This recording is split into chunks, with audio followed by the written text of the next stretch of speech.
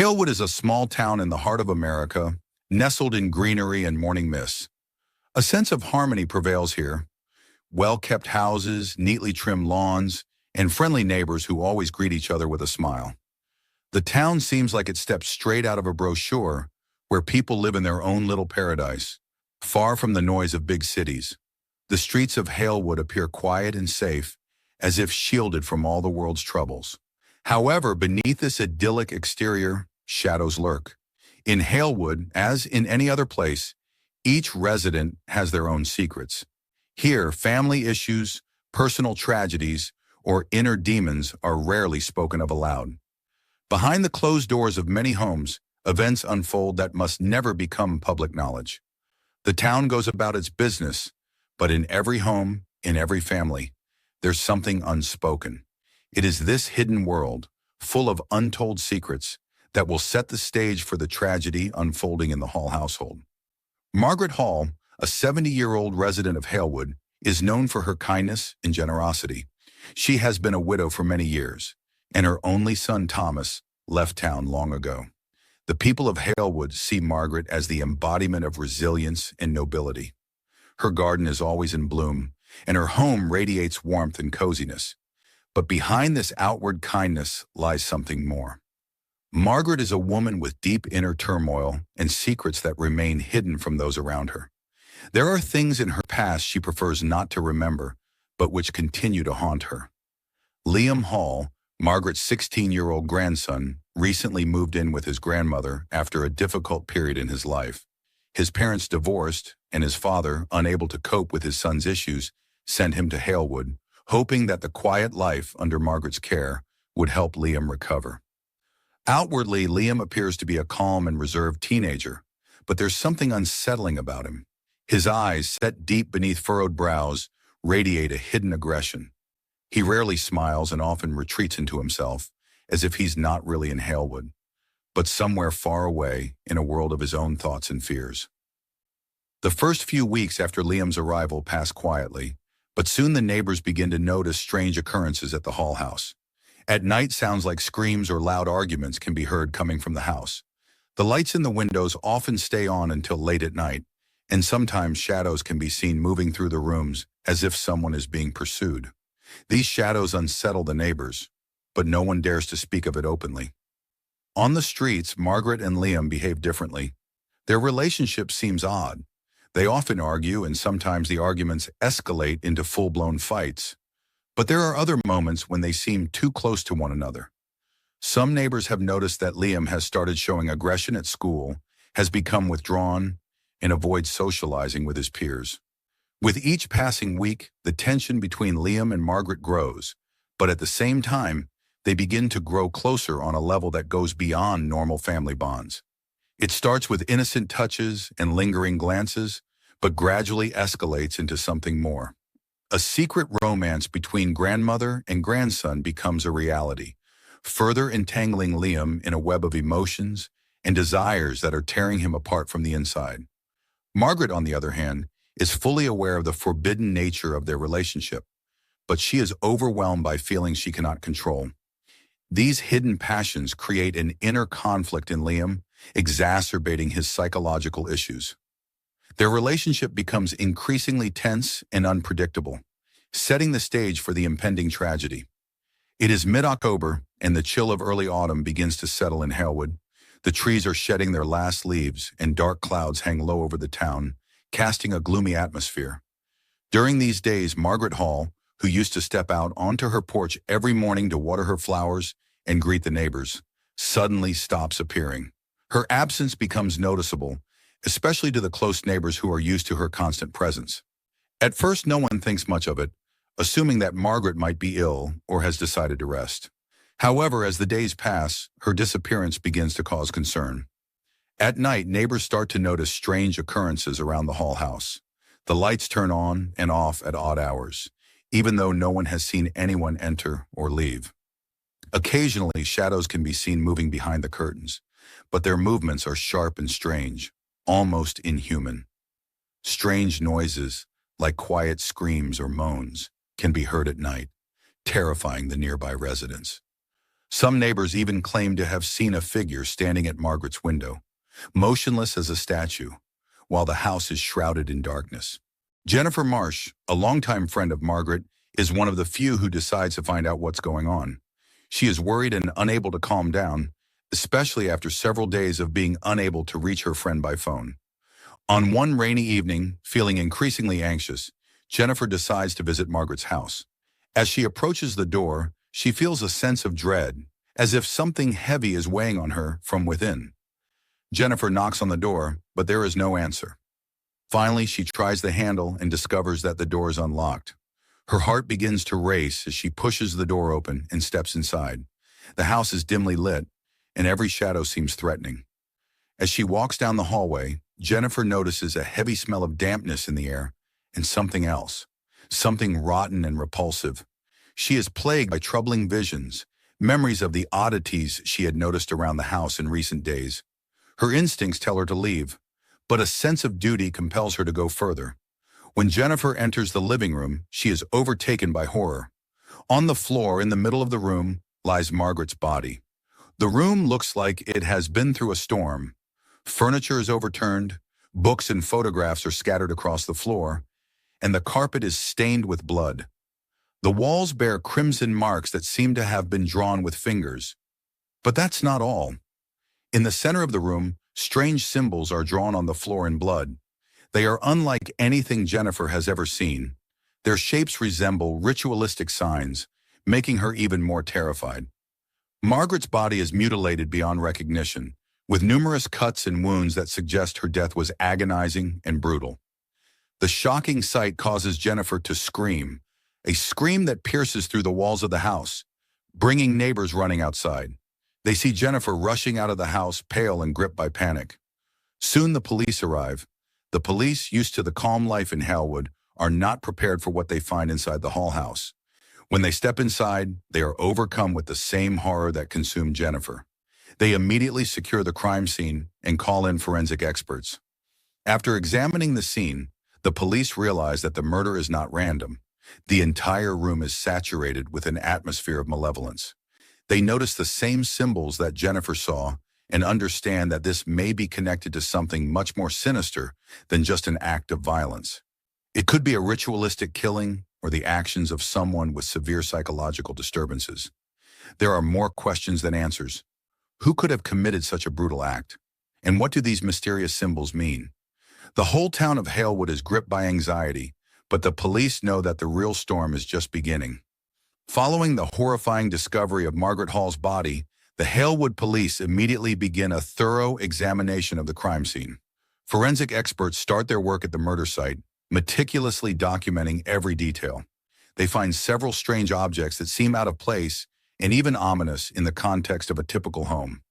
An antique amulet covered in dried blood, a stack of old photographs with the faces cut out, and charred fragments of books that appear to contain writings in an unknown language. The most disturbing discovery is a set of letters hidden in the drawer of an old desk. These letters, written in Margaret's hand, are dated several decades ago. In them, she mentions a family curse and describes terrifying visions that have haunted her since her youth. She speaks of black shadows she sees at night and hears whispers emanating from the walls of her house. These letters suggest that mental illness may have been present in the family for many years, which raises concerns for the investigators. Additionally, a journal belonging to Liam is found on one of the tables, but its pages have been torn out and scattered around the room. Only a few intact pages remain, describing strange dreams in which Liam sees his grandmother not as a kind elderly woman, but as something sinister and threatening. The police begin questioning neighbors to gather information about Margaret and Liam. During conversations with Halewood residents, conflicting information emerges. Some describe Margaret as a kind and caring grandmother who led a quiet and reclusive life, taking care of her grandson after he was sent to live with her due to family problems. These neighbors believe that she was simply trying to help a boy who had found himself in a difficult situation. However, other neighbors speak of strange occurrences around the Hall house. They mention nighttime screams, strange rituals that Margaret and Liam allegedly performed in the yard. Some even claim to have seen Liam lighting fires and whispering something as he stood before them. Rumors begin to circulate that Liam was attempting to cleanse the house, possibly following some ancient rituals to expel demons or rid the home of a curse. The police begin to focus closely on Liam, who becomes the prime suspect. Psychologists brought in for the case start creating a psychological profile of him. They note that Liam grew up in an emotionally unstable environment, which was exacerbated after his move to Halewood. Even before moving to Halewood, Liam had issues with aggression and depression, as confirmed by his school records and reports from school psychologists. Particular attention is drawn to his journal, where Liam describes his dreams and fantasies. The remaining pages contain descriptions of scenes of violence and death that eerily resemble what happened to Margaret. Liam wrote about his fear of something indescribable that he sensed in his grandmother's house, and how this something gradually took over his mind. The journal also contains mentions of a black shadow that, according to him, followed him and provoked an overwhelming desire to cleanse the house. During further investigation, a shocking truth emerges about the secret romantic relationship between Margaret and Liam. The police find letters exchanged between Liam and Margaret, indicating that their relationship had gone beyond normal family bonds. These letters are filled with words of love and affection, but also hint at inner conflict, especially on Liam's part. Witnesses begin to recall that their relationship had seemed strange for some time. Margaret and Liam spent too much time together, often holding hands in public, and their conversations sometimes appeared too personal and intimate. This connection adds a new layer to the investigation, complicating it even further. The police begin to suspect that these relationships may have been the cause of the tragedy, especially in light of Liam's mental state and inner turmoil. Investigators must now figure out how these secret feelings could have escalated into something much more sinister, leading to the brutal murder. When the police discovered Margaret Hall's diaries, it came as a real shock to everyone involved in the investigation. Initially, they expected to find the writings of a typical elderly woman, thoughts about gardening, memories of her youth, household tips. However, what they found was far from ordinary. Margaret's diaries revealed her deepest and darkest secrets. In some entries, she detailed her inner torment related to her forbidden feelings for Liam. She admitted that her love for her grandson had crossed the boundaries of normal family relations and had turned into something much more complex and frightening. In these entries, Margaret repeatedly mentioned how she struggled with these feelings, fully aware of their immorality, yet unable to control them. The diaries also contained references to strange rituals and ceremonies that Margaret conducted in hopes of cleansing Liam of evil spirits or dark forces that she believed were beginning to possess him. These writings became increasingly paranoid as Margaret delved deeper into her own fears and visions. She wrote about how shadows watched her, how voices whispered to her about impending doom, and how she felt a certain curse hanging over her family. The discovery of these diaries significantly altered the course of the investigation. Investigators realized that Margaret was on the brink of a nervous breakdown and that her mental state may have directly influenced her actions in the final months of her life. The diaries pointed to Margaret's deep emotional attachment to Liam, which may have led to her extreme obsession with his fate and well-being. Judging by her writings, Margaret lived in constant fear of the consequences of their relationship. She was terrified that their bond might be exposed and that it would ruin their lives. This fear seemed to only strengthen her determination to protect Liam by any means necessary, even if it meant resorting to extreme measures. Simultaneously with the analysis of Margaret's diaries, police and psychologists began to more closely examine Liam's mental state. It became clear that Liam, being a witness and participant in the strange rituals his grandmother conducted, was under her strong influence. He became increasingly withdrawn and anxious, which manifested in his behavior and conversations with friends. One of Liam's friends told the police that in the weeks leading up to the tragedy, Liam increasingly spoke about feeling trapped, and that his grandmother was forcing him to do things he didn't want to do. This friend also noted that Liam began showing signs of paranoia, claiming that someone or something was watching him and that he heard voices constantly telling him what to do. The police also uncovered a secret correspondence between Liam and an anonymous individual, which he conducted through internet forums and social media. In these messages, Liam described his struggle with inner demons and fears. He admitted to hearing voices that urged him toward violence, and that sometimes he felt on the brink of insanity. In one of the messages, Liam wrote that he could no longer live in such a state and that something must happen. These exchanges made investigators consider the possibility that Liam was not just a victim, but also a participant in the events that led to the tragedy. The emotional burden and pressure related to his feelings for Margaret could have driven him to commit a crime he didn't fully comprehend.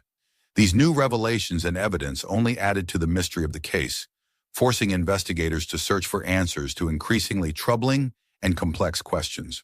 From the start of the trial, prosecutors took a firm stance, portraying Liam as a young man deeply involved in dark and dangerous practices under his grandmother's influence. Prosecutors argued that Liam was not a passive victim, but knowingly participated in the rituals Margaret conducted. They presented evidence that it was this forbidden relationship and the mental disorder induced by Margaret's manipulations that led to the tragedy. Prosecutors emphasized that while Liam may have been under Margaret's control, this did not absolve him of responsibility for the crime. They described him as an unstable young man whose mental state gradually deteriorated to the point where he became capable of murder. The prosecutors also mentioned the influence of rituals and the voices that, according to Liam, incited him to violence. However, they insisted that Liam acted consciously and deliberately. One of the prosecution's key points was evidence that Liam had consciously prepared for the murder. Prosecutors pointed out that Liam had acquired the murder weapon, a knife that was later used to kill Margaret. Forensic analysis showed that Liam's fingerprints were on the knife, along with traces of blood, indicating his direct involvement in the crime. Additionally, the prosecutors presented Liam's correspondence with his friend, in which he talked about his intention to change something and free himself from the pressure he was experiencing.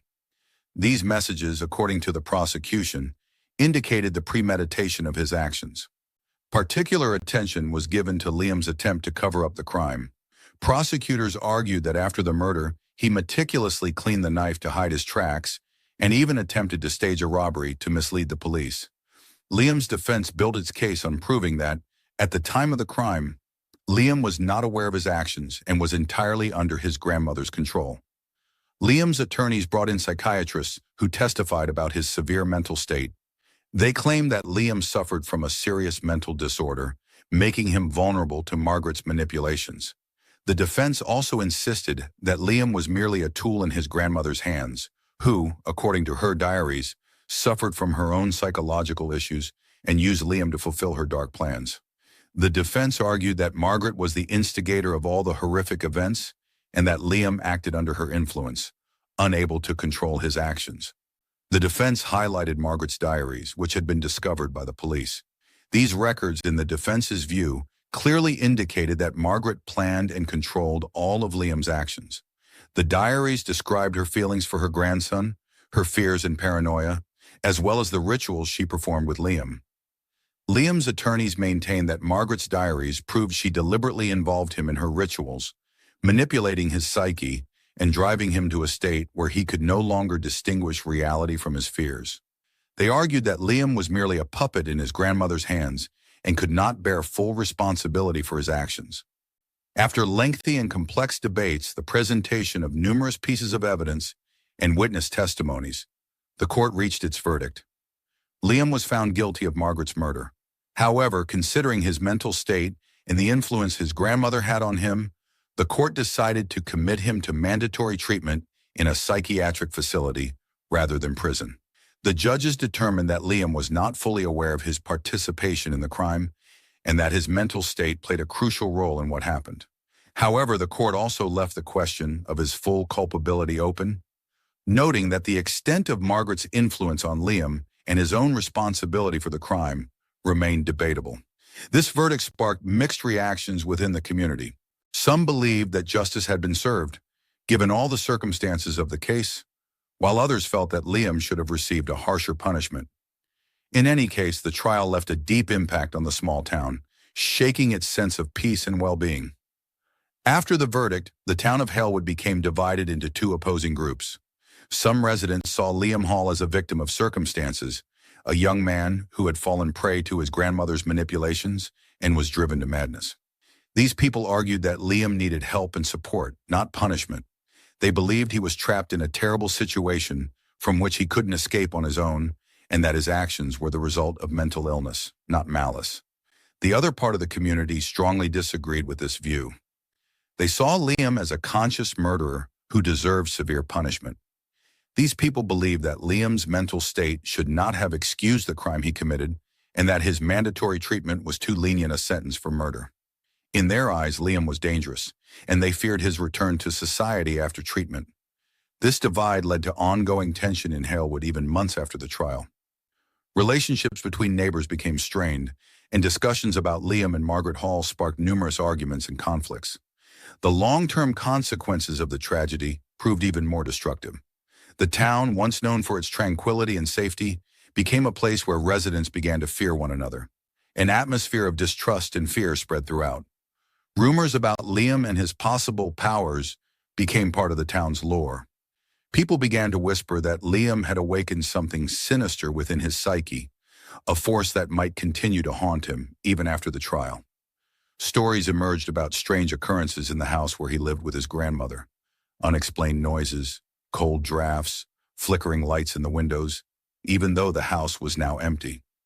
These rumors fueled fear and mistrust, and many residents began to avoid the street where the Hall house was located. Over time, the house gained a sinister reputation, becoming a symbol of Halewood's shattered idyll. Liam Hall was committed to a specialized psychiatric clinic where his condition was closely monitored by doctors and psychiatrists. However, even in the controlled environment of inpatient treatment, his mental state remained unstable. Liam suffered from constant nightmares in which he saw visions of his grandmother, bloody rituals and strange figures that, according to him, were guiding him. He often woke up in a cold sweat, screaming and begging to be left alone.